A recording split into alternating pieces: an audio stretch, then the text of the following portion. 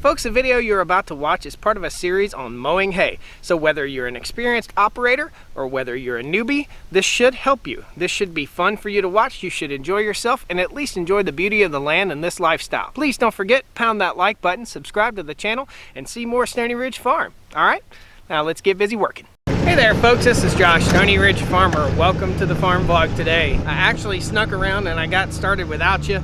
We baled a little bit of hay. We're in a bit of a time crunch for some time here. The weather was not playing in our favor, so we got over here and we tried out that hay bind and it seemed to work just fine. So we got out and we baled up some hay and we've got the rest of the field to cut. So I'll show you all that and we'll have some fun today on the vlog, all right?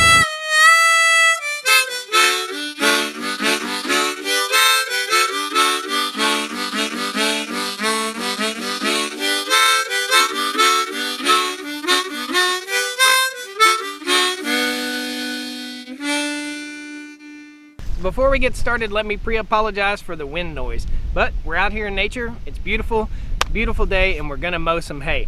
Right now, we've still got our baler hooked up, and what we did, we had a big rainstorm that was coming in, so we needed to mow a certain section and get it baled as quickly as possible. So I didn't take you along with me on that. We wanted to make sure that our hay bind that we got, our donor hay bind, our junker hay bind, I actually got in there and worked on it a little bit, cleaned it up, fixed a few things, got some new hydraulic hoses, and it works fine. So we've got a 9-foot hay bind. We're going to take you around this field and we'll start mowing. First thing we have to do is disconnect our hay baler. Then we've got to go over and connect to our hay bind. We'll lubricate it again and then we'll head back out here and mow. Now here's one of our bales that we already baled the other day. And this is a mixture of fescue and lespedeza grass. And that's something that's pretty popular around here where I live in North Carolina.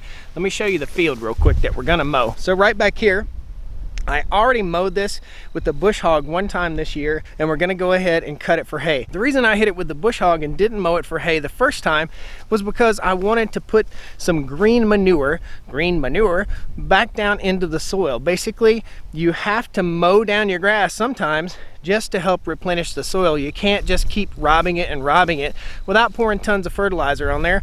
I just don't want to do it. So if you look back, you can see the bales throughout here and you can see the spot that hasn't been mowed. We'll get you some cool drone footage and some cool GoPro footage hopefully too. Let's go over here and we'll show you the lespedeza grass, okay? So first of all, plainly and simply put, this is fescue grass, and that is what we planted throughout this entire field. Now, the wild grass, fescue is delicious. It's salty. Maybe I peed on it. Anyway, the wild grass is the lespedeza grass, and you can see it's just little leaves, and that's pretty simple. That's pretty much what it is. Let's get you a little close up. So we'll mow this and we'll bale it up, and it's good for cows. It'll help them get through the winter. It's great for the goats too. Now, horse people may not find that grass very desirable. After we cut this lespedeza grass, the fescue will take back over. And you can look down here and see the lespedeza has more of a sticky type stem, like a stick. And the grass, the fescue grass, is more of a blade. So that's the more desirable. So the fall cut will be the more desirable fescue, and the spring cut here will have a lot of that lespedeza in it. Pretty cool. A little bit of hay science for you. Let's get over here and we'll get busy. Hooking up the hay baler is a bit complicated. I only have one set of remotes on the back, and the hay baler takes 2 sets of remotes. Now, remotes are remote hydraulic systems. So basically, I have one lever that controls the back of the hay baler, and I'll show you this, and we'll go through this again when we start baling hay. But one remote opens this up, and the hay bale drops out the back side. And another remote is the tire, and basically it feeds the string on the hay baler. And there's a little apparatus down here that feeds string. You can see the string right here. There's a little apparatus down here that moves underneath there and guides the string around the hay bale once you get done with it. So you stop, you pull the handle, it goes back and forth, slinging string out onto your hay bale, and then you open the back and spit out the hay bale. Pretty cool. Now, we had to get a little bit creative with our hydraulic system. The first set of remotes is right back here, and we'll unhook those. So there's a remote here, there's a PTO shaft here, and then we had to take our second set of remotes and make an extra long hydraulic hose to go up here where the loader hooks up. So we pull the loader handle, and that works the tire, and we pull the secondary hydraulic handle, and that opens up the back of the baler. Pretty cool. Let me show you how these hydraulic lines hooks up. It's pretty interesting. I never knew this before I had a tractor, so I think it's neat to show you. There's a little tab right here. I push the tab and pop out the hydraulic hose. Push the tab and pop out the hose. That was easy. Sometimes it's not so easy.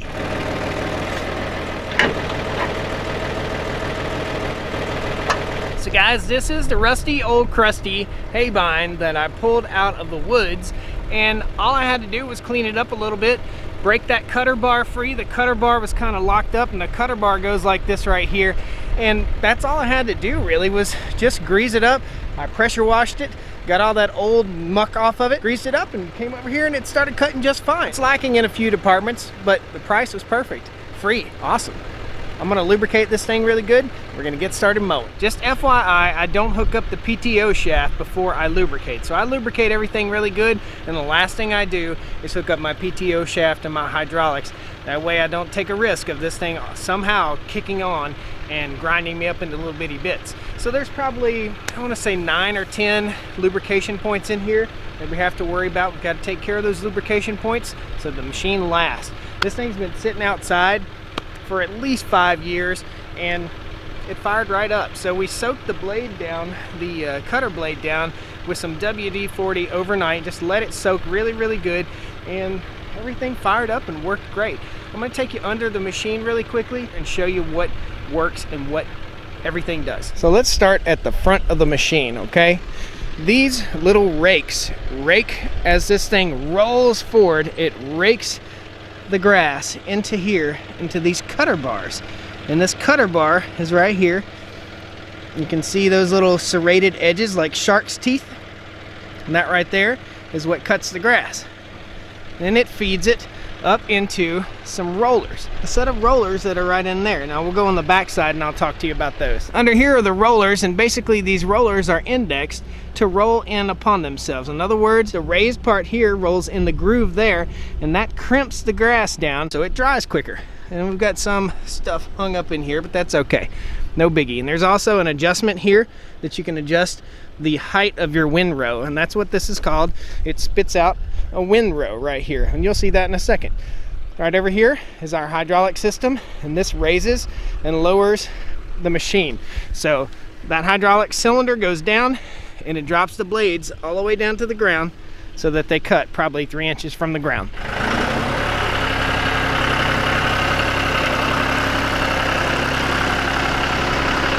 Before we get started mowing, I want to let you know that the dogs will be running here along with me, and they'll be catching rats and having all kinds of fun out here as we're running this cutter. So we've got it all set up, and let me show you how it's offset to the tractor, and I'll tell you why. So the hay cutter is offset to the tractor so that you don't run over the fresh grass and mat it down before you cut it. Kind of cool. Now guys, I always wear hearing protection. I've done the research. Down below in the video description will be a link to the best earplugs you can get for doing this kind of stuff, okay? The best, the highest quality you can get, because I want to save my ears.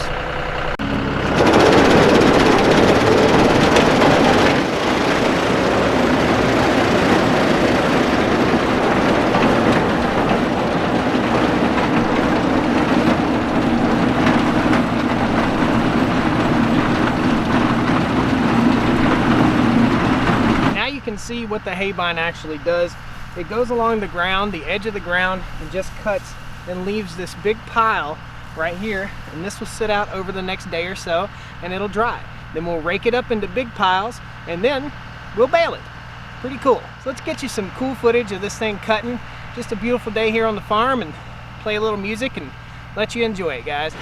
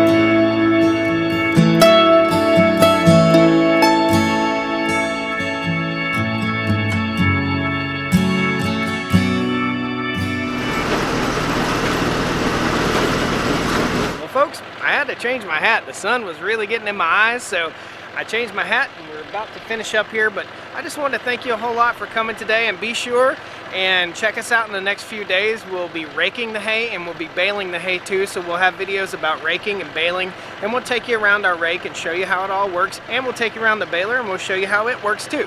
So thanks a lot, guys. We'll see you next time on Stoney Ridge Farm. Don't forget to pound that like button.